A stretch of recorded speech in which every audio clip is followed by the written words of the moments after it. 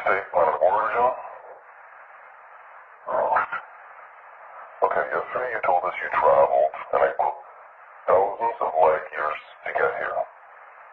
Yes. Tell us the truth, or the word, or never leave here. It is truth. I thought it off.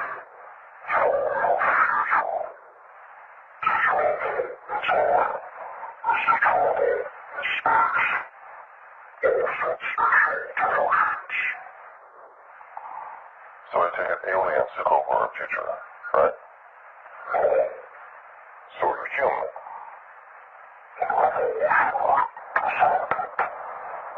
Okay, so you evolved from us. Yes. So what are you doing here now? Myself. That's what the Jesus showed. How? Now. No. Speak of what's the word. No. Don't story. Okay, so how about we concentrate on your time?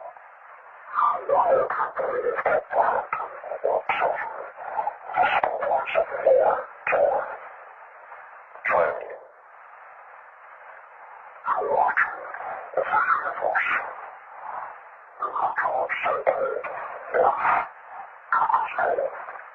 Wait, so you know the meaning of life?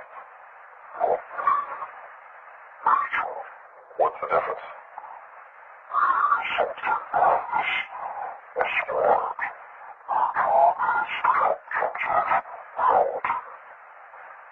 So you know how the universe is created? Yes. So you've seen God?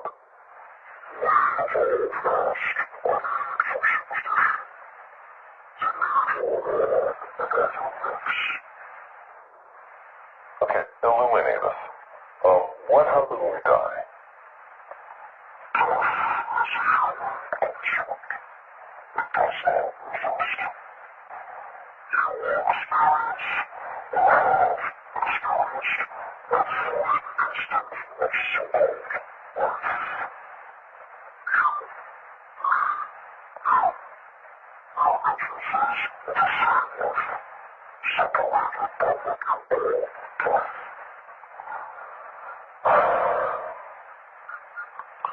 Okay, so let me get this straight. There's no death, and we all experience each other's lives, right? Okay, so how was the universe created, and why is it so perfectly made for us?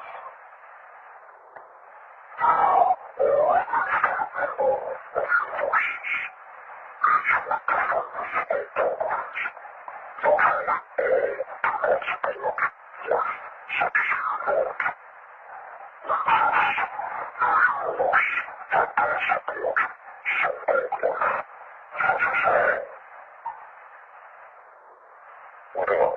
Okay, so why do we destroy ourselves with nuclear war?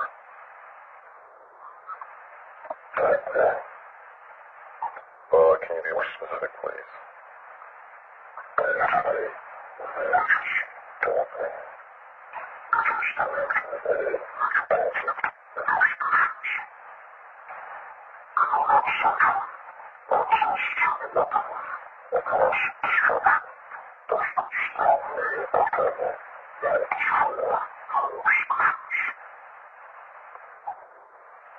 Okay, one last thing.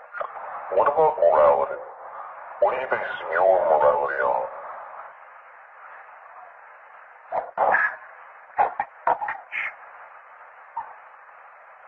I see. Okay, that's it. Thank you.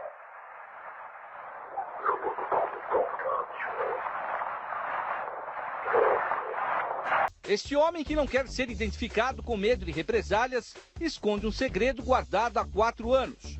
Ele afirma ter resgatado 2 humanoides que sofreram um grave acidente à beira desta rodovia em Sumaré, na região de Campinas, interior de São Paulo. Trabalhava na época como enfermeiro-chefe de uma equipe de socorristas que auxiliavam vítimas de colisões nas estradas. Eles acreditavam ser os faróis do veículo. Por isso, correram imediatamente para o local na expectativa de socorrer as vítimas o mais rápido possível. Mas quando chegaram exatamente ali, perto daquelas árvores, tiveram a surpresa. O que vocês encontraram? Encontramos uma aeronave, mas não era do tipo avião, esse tipo de coisa. Era um objeto estranho, uma aeronave estranha. E dentro deles, dentro de uma esfera metálica, tinha já arrebentada, com ferragem, né? Tinha 2 humanoides, parecidos com aqueles extraterrestres que aparecem na televisão. Como é que eles eram? 1,60 m mais ou menos, né? O corpo parecido com o humano, a cabeça um pouco maior que a nossa, né? Um deles estava já morto, estava o ferimento, estava com fraturas assim abertas, né? E o outro ainda estava com ferimento mais leve e ainda acordado vivo. Aí a gente começou a se comunicar. Como é que foi feita essa comunicação? Bom, ele falava, só que a gente não entendia o falar dele. Aí algum dispositivo, algum mecanismo traduzia essa fala pra gente. E o que ele, assim, no desespero, acho que do atendimento, o que ele quis me passar é que ele era um ser humano igual a gente, né? Porque a gente está acostumado a atender seres humanos, a anatomia humana. Você não está acostumado, você não é uma coisa inusitada, diferente. Como que eu ia atender aquilo, né?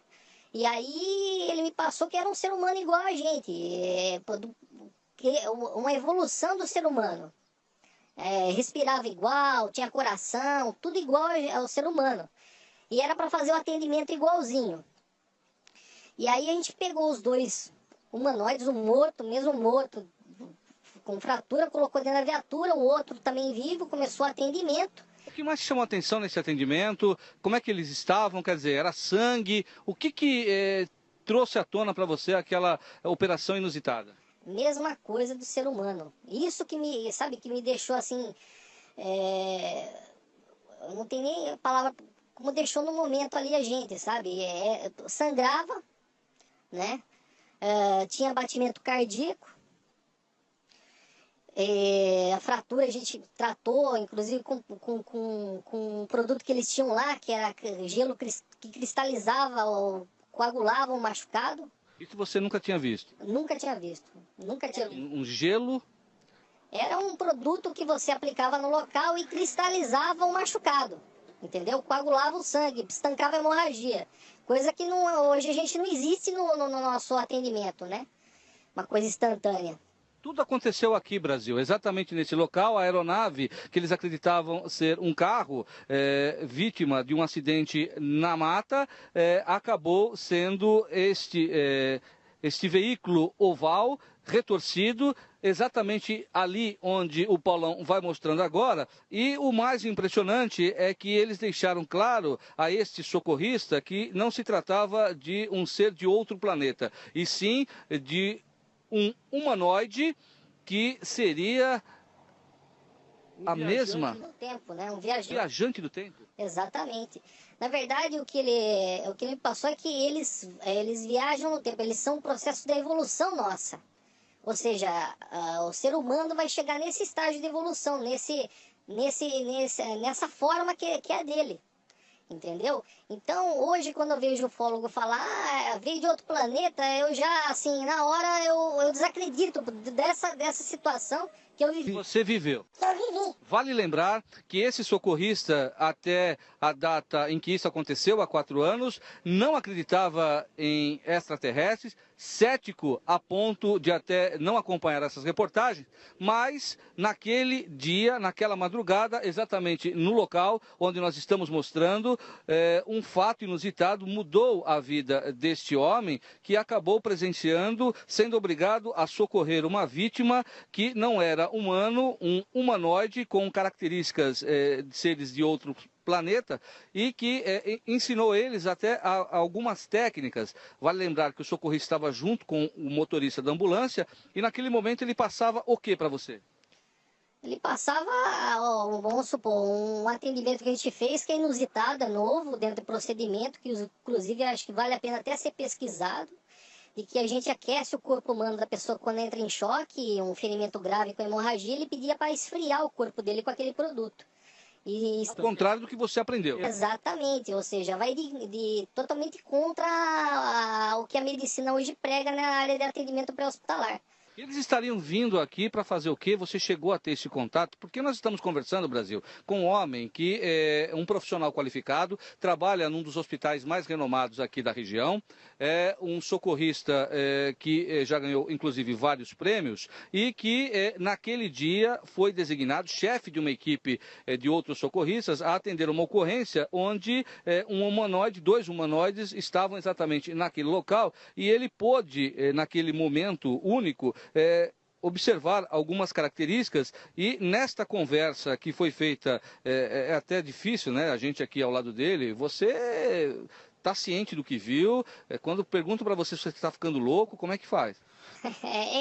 Até a gente pensa que foge do que é tudo normal de um ser humano ver, né? Você tem certeza que tudo aconteceu daqui onde nós estamos? Tudo aconteceu, sim, realmente. Tanto é que aquele dia eu e o rapaz que era motorista, a gente ficou assim, sabe, até meio que você fica meio transtornado com a situação do que tinha ocorrido, porque cai toda a realidade que a gente conhece, vai ao chão, até de religião, esse tipo de coisa que eu era muito muito religioso e a gente acaba desacreditando muita coisa que... Em função do que você vivenciou aqui. E nessa experiência eles chegaram a dizer para você o que vieram fazer, o que aconteceu, por que eles passaram por aqui, o que eles deixaram claro a você naqueles poucos minutos desse contato sobrenatural? Que eles vêm coletar material genético para trabalhar e corrigir certos problemas que eles têm no futuro. Então eles são viajantes do tempo e na verdade não são extraterrestres, né? Como muita gente prega aí. Isso não faria um contato? Exatamente, porque não fazem contato para não influenciar nos fatos históricos que vão ocorrendo, porque eles podem, vamos supor, falar o que aconteceu no futuro ou desalinhar. Alguém falar, não vamos fazer tal coisa que era o processo natural de estar acontecendo. Então, por isso de não ter contato com os seres humanos. O contato imediato durou menos de 10 minutos.